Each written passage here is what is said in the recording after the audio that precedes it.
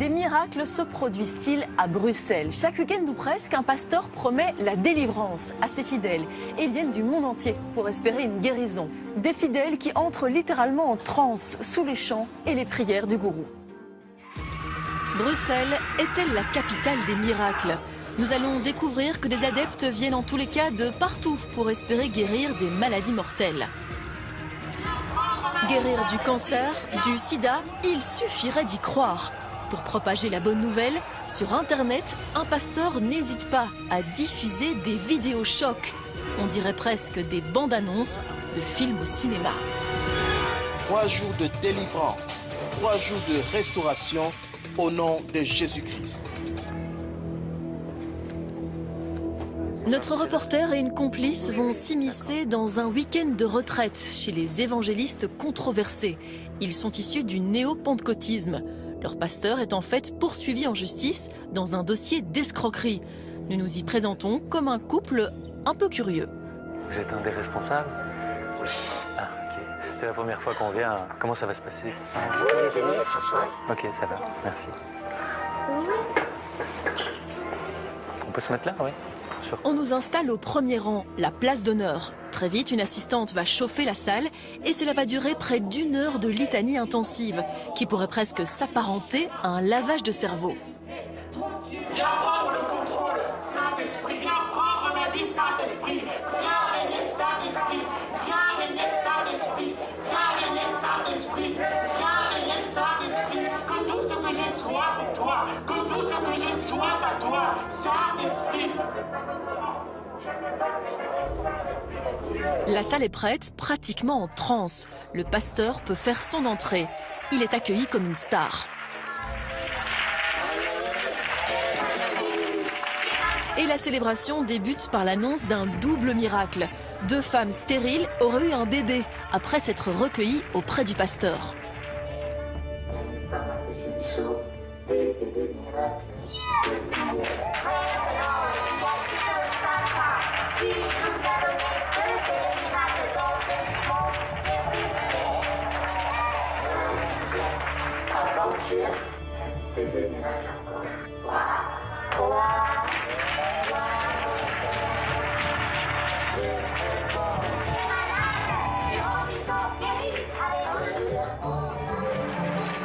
Des miracles et des prières qui mettent littéralement la salle en transe. Ici, on vient du monde entier pour rencontrer ce pasteur à Bruxelles. Maman, d'où venez-vous?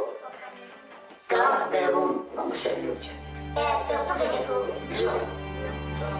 Et vous, d'où venez-vous? L'île.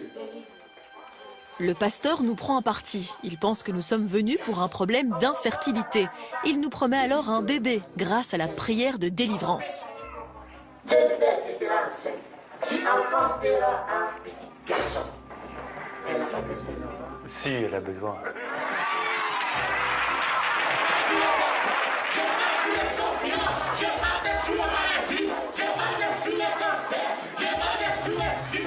Avant de passer au miracle, un grand panier est posé sur la scène. C'est le moment de faire des dons. Ici, on voit grand pour récolter les billets de banque. Le pasteur est très attentif aux offrandes. Apportez une bonne offrande, s'il vous plaît. Je suis aussi contrôlée, vous regardez. Ne forcez pas les billets. Il faut pas froisser les billets. C'est ça. Viens donner. Nous autres, J'observe, j'examine.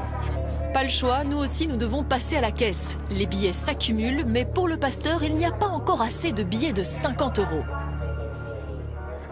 J'ai besoin de 5 personnes pour m'apporter la somme de 50 €. La fin de la célébration prend tout à coup des allures de vente aux enchères. Qui dit mieux, on peut aussi payer par carte.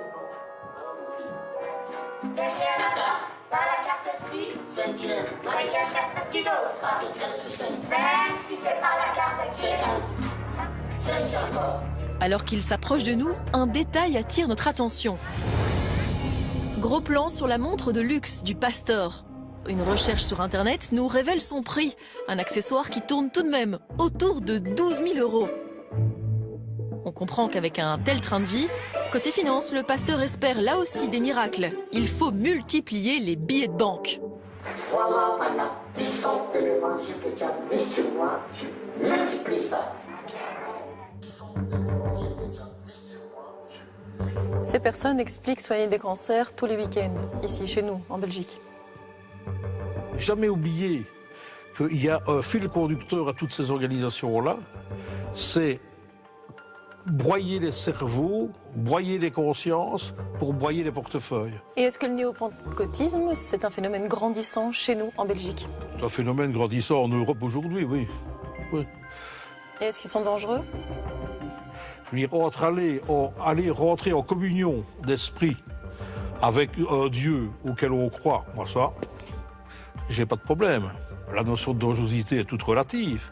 Pour quelqu'un qui est dans une situation, une des pires qu'on puisse vivre dans sa vie, c'est celle où on vous dit que vous êtes malade et que vous êtes gravement malade.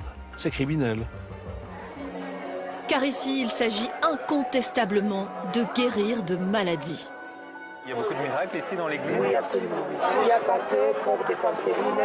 Nous avons des cas de personnes qui ont été atteintes du sida, des problèmes de prostate en phase finale. Même du sida, de sida? Oui, absolument. C'est très récurrent. C'est récurrent. Oui, absolument. C'est votre épouse? Oui, oui. Alors vous faites des miracles, alors il paraît. Pardon? Ouais, vous faites vraiment des miracles? Moi? Oui. C'est impossible. Un homme de la terre ne peut jamais faire le miracle. D'accord. C'est Jésus. Le pasteur reste prudent. Nous allons néanmoins tester sa fameuse délivrance. Nous assistons à des scènes incroyables.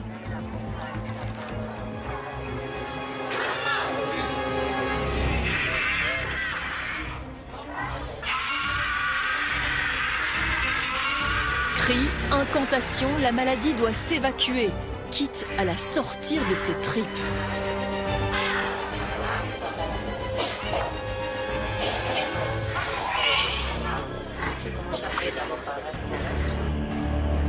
C'est à notre tour régler notre prétendu problème de fertilité. Lien de la malédiction, je la brise au nom de Jésus-Christ. D'autres, pendant ce temps-là, continuent de sortir leur maladie de leur corps. Les cris résonnent partout dans la salle. Nous quittons les lieux et pour l'heure, nous n'avons encore vu venir aucun signe de grossesse.